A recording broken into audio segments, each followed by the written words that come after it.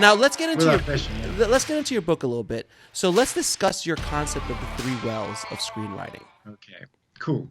So it's really a simple-ish concept, and I'm going to explain it, and then I'm going to ask you to do a little exercise so we can all experience it. Absolutely. That's the best. Absolutely. And your listeners can also do the exercise.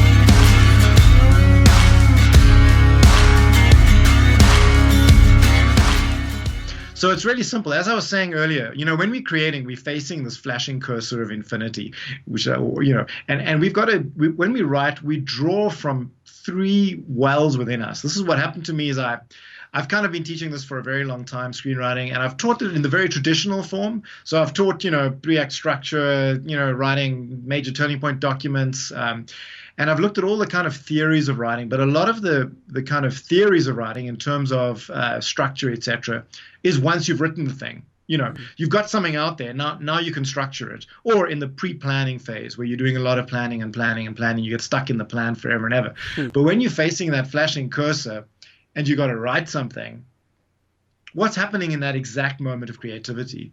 And what I did is I kind of slowed down that creative process, which is why the cover looks very zen. It's like this kind of meditative three wells, because it's about slowing down the creative process and actually thinking, where do my ideas come from? And when we slow down the creative process, we find that we draw from three different wells within us.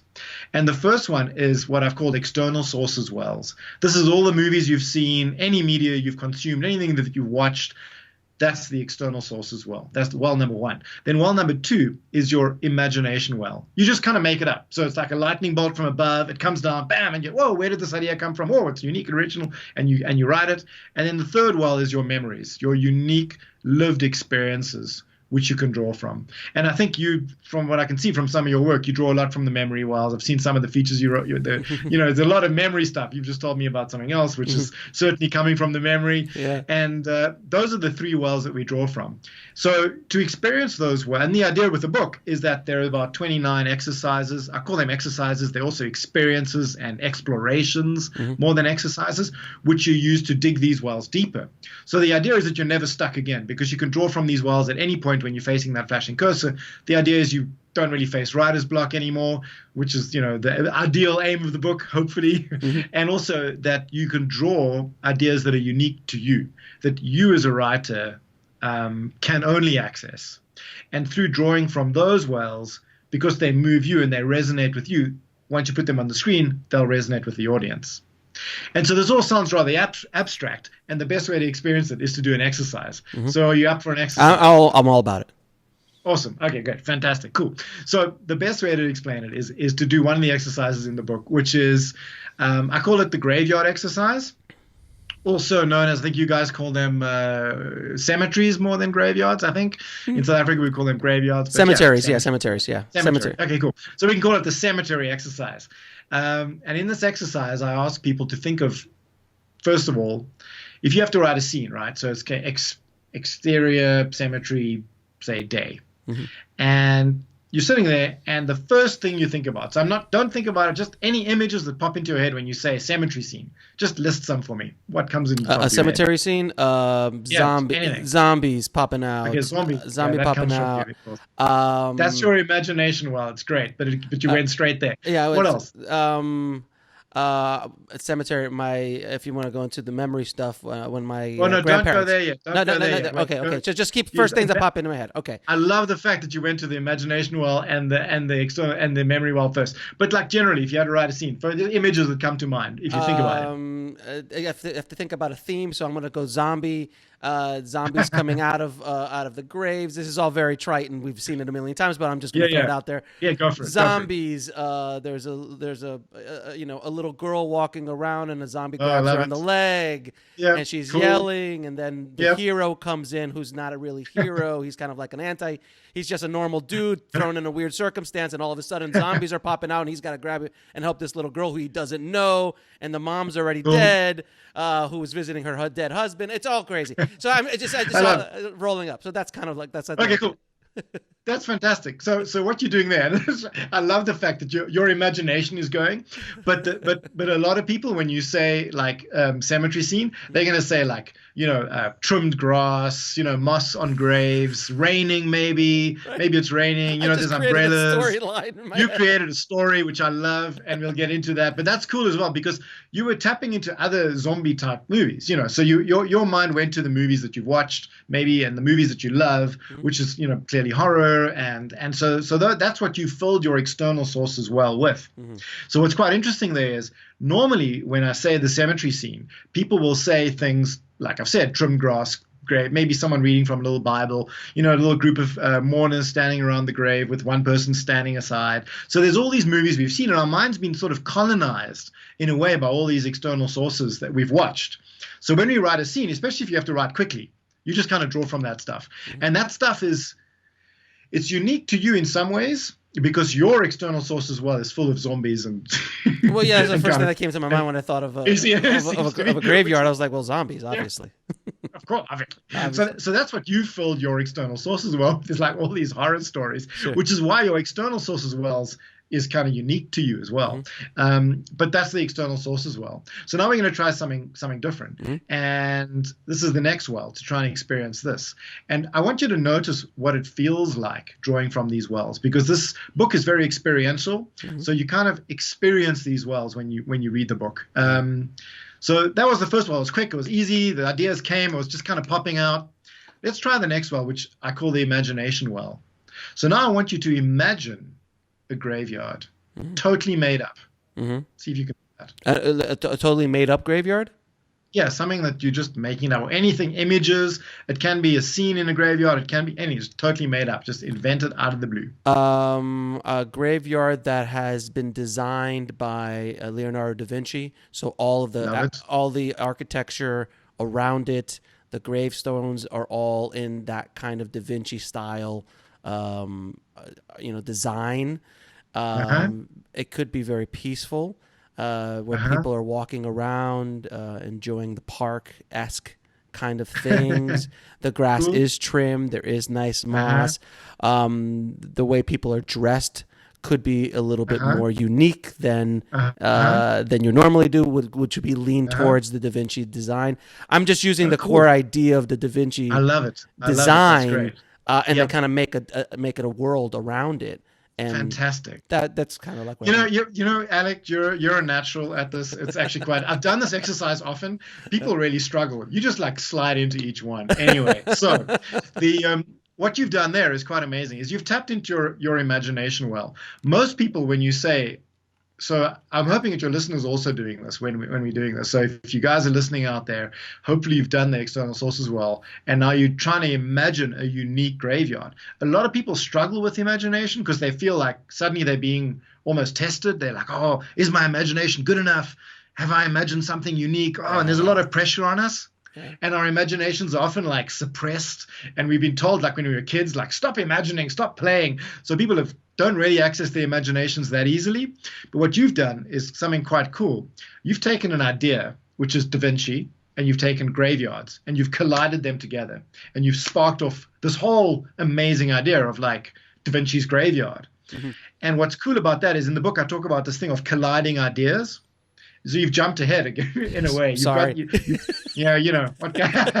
the idea is with the imagination, is that you can make things up by colliding ideas together. That's one way of tapping your well deeper. But the imagination, you can a sort of graveyard in space. Someone's buried in a glass coffin, maybe. The imagination is just you kind of make it up. And it's interesting. There's normally a moment of pause where you're waiting for the idea to come. And I saw you did it. You kind of looked down. And then Da Vinci came. It's quite amazing. So that's the imagination well. And tapping into that when we write feels different to tapping into the external sources, which was just like ideas. Easy. Because it was interesting, if I may stop you for a second, because the external well, when I did the exercise, the external well, I went straight to movies. I went straight to stories because those are all reference points, and I have a vast reference library in my mind of millions of hours of content that I've consumed in my life. But then when I went to the imagination, I was like, okay, what would be really cool? I was like, oh, Da Vinci.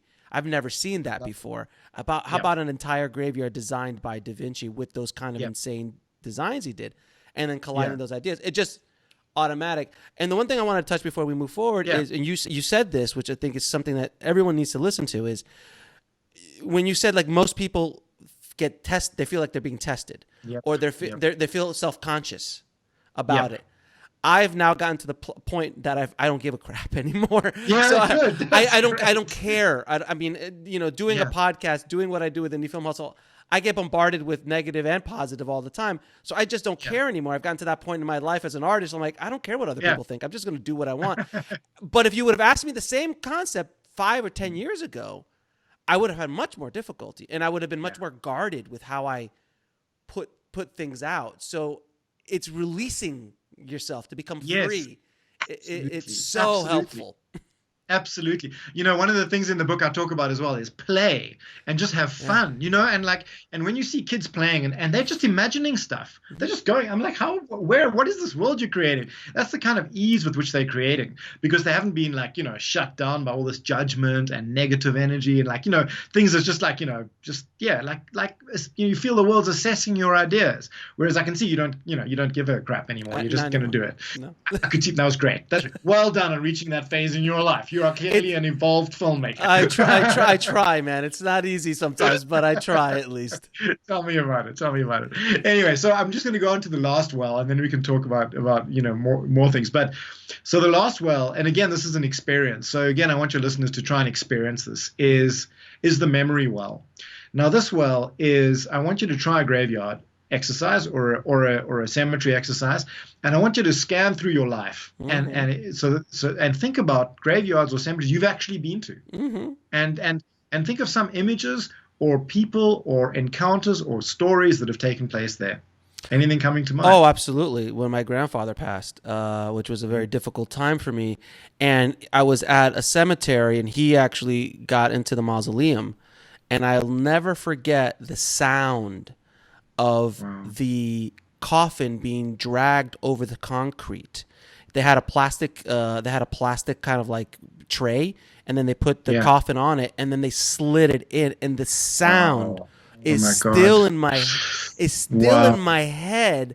And when they actually closed it off and sealed it, finally, I remember all that so vividly. And I wasn't very young. I was still probably in my 20s, late 20s when that happened.